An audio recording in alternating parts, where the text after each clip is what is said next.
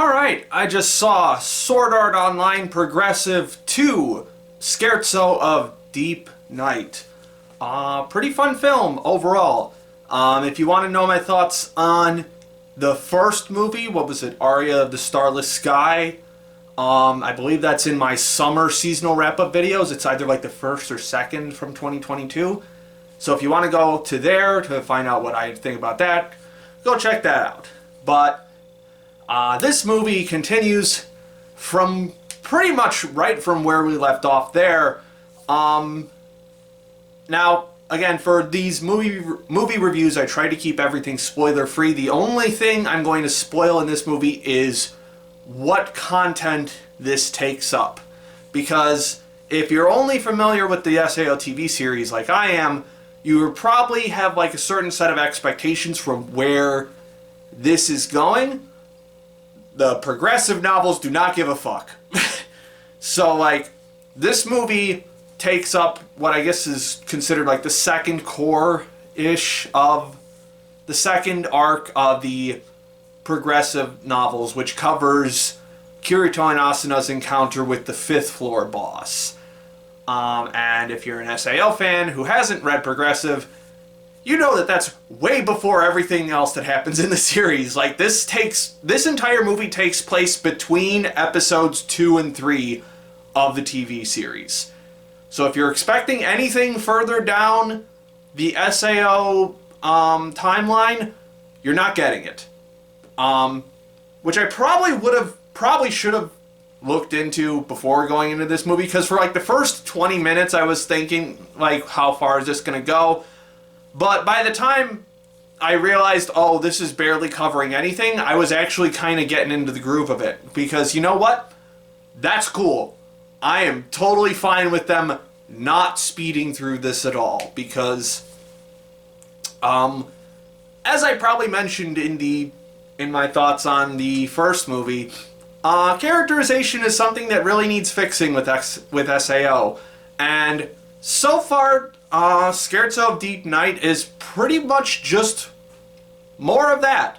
Ever so slight changes or buffs to these characters' personalities and interests and development that just makes them slightly less annoying or slightly less awful or less Jesus-kun, as Kirito is so often called.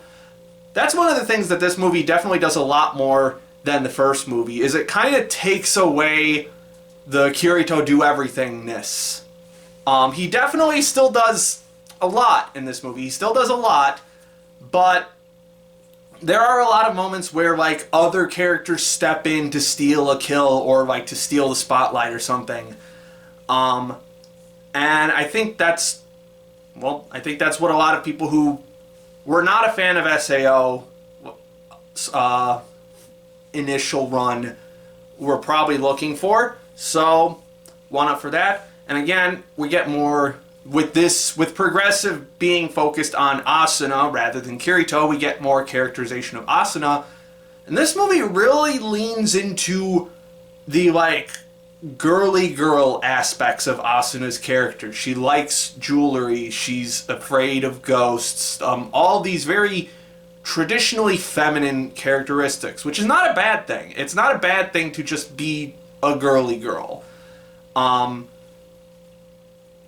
It definitely contrasts with what we know of her from the TV series, but again, this is an alternate retelling, so TV series be damned at this point. And I think it's definitely a step in the right direction. Although, there is a moment in the TV series where Kirito seems caught off guard by her being, like, acting girly, even though that's pretty much been, like, her base characteristic up to this point. Even in the first movie, she has a very feminine outlook on a lot of things. Yes, she's a great fighter, but she's also has this very feminine side to her. It's a very overtly feminine side to her, which you don't actually see a whole lot with these badass anime girls.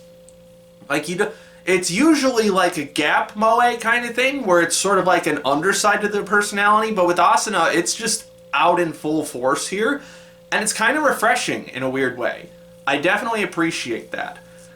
But, yeah, so this movie, plot-wise, pretty much just, again, it's just more progressive. We get more encounters, but more of Kirito and Asuna exploring the world of SAO, which I think is definitely another step in the right direction, because that gap in the TV series where they're just not together for 2 episodes and then suddenly they come back and they're like butting heads constantly was kind of weird.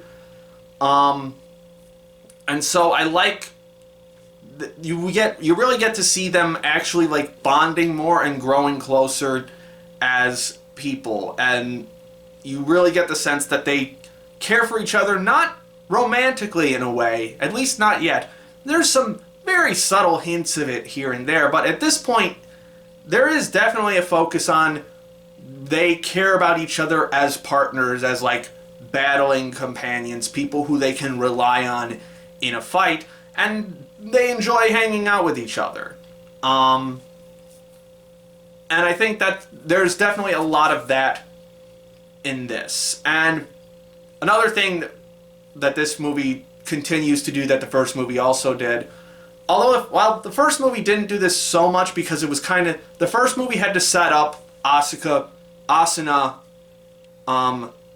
becoming the super badass that she eventually becomes, and this movie is sort of a continuation of showing, yes, she can take care of herself. There's a section in an underground dungeon where she comes up with a bunch of different strategies on how to come out on top, and it's decently clever, and makes it so that the Kirito ass pulls, when they do happen, because there are still a couple here and there, when they do happen, they're not as bad, because we're not totally relying on Kirito to do everything. Speaking of strategy, this movie has a lot of Chekhov's insert weapon here, which honestly I kind of love. It's just like, it sets up very obvious things that are going to be necessary later, whether it's a little trinket pendant or a weapon or something or anything like that. It sets up a lot of those instances, and it's just kind of fun to see those resolve. And it's fun.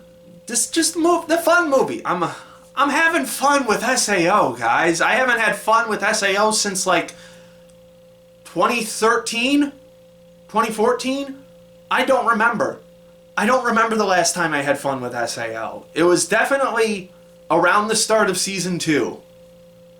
But anyway, we get more of Mito, Asuna's friend from the real world in this, who has a pretty solid arc continuing from where she left off in the first movie, with her having kind of definitely betrayed Asuna in a sense, left her for dead halfway through the first movie, and sort of coming back to repay that debt at the end of the first movie, but not fully rejoining Asuna again. And then she gets this arc in this movie, kind of trying to resolve this personal conflict within her.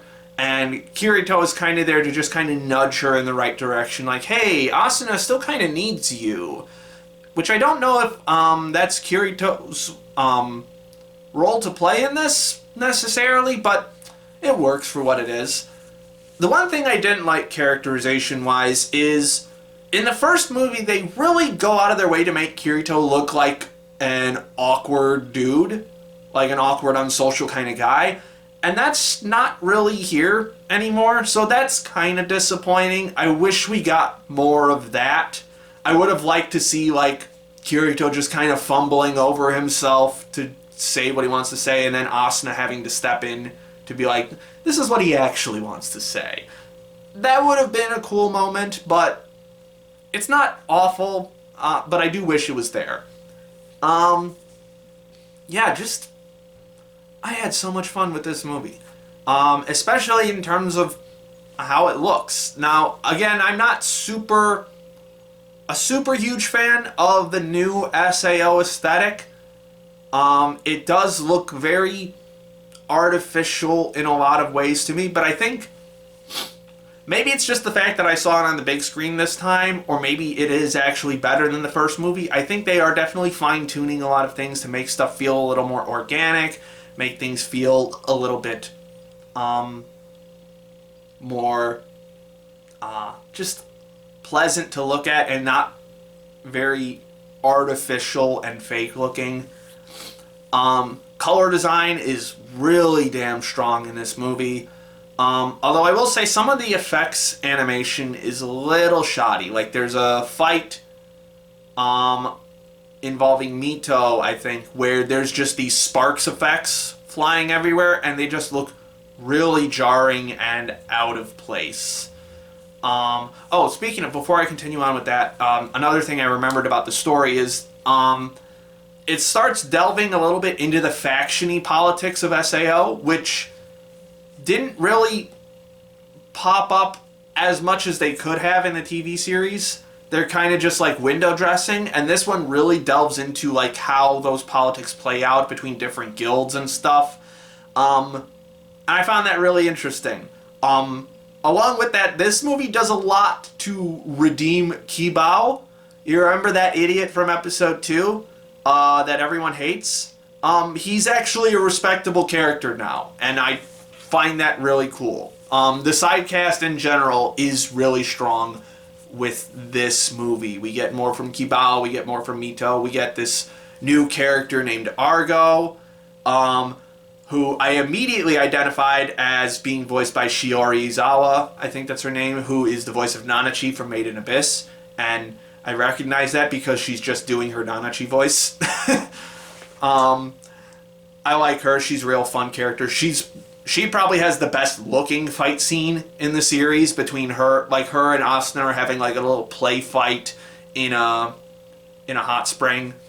But yeah, speaking of that, the fights in this are really fucking good. The level 5, the floor 5 boss fight is so fucking cool. The way the mechanics work. This is probably the most cool thing that Reki Kawahara has done with video game mechanics in the series so far in terms of like boss battles.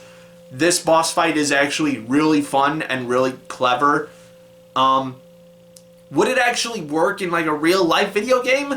That's questionable, but it actually at least has the facade of being video gamey. And I really appreciated that. And the fight just overall was just so massive and multi-layered, multi-leveled, and just had so much hype behind it.